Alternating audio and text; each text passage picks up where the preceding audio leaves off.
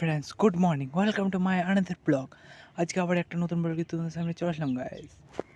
আজকে আমার বাড়িতে আসবে পার্সেল, আমি যাবো এখন পার্সেল নিতে। চলো বন্ধুরা, এখন যাচ্ছি আবার পার্সেল নিতে।